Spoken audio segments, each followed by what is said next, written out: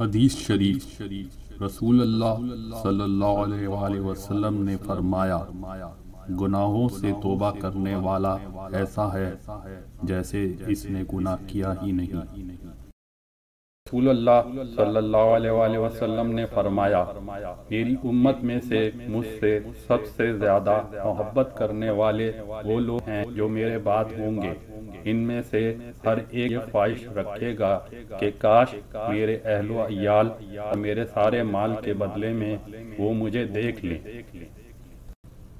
حضرت ابو ہریرہ رضی اللہ تعالیٰ عنہ سے روایت ہے، رسول اللہ صلی اللہ علیہ وآلہ وسلم نے فرمایا، منافق کی علامتیں تین ہیں: جب بات کرے جھوٹ بولے، جب وعدہ کرے اس کے خلاف کرے، اور جب اس کو امین بنایا جائے تو خیانت کرے۔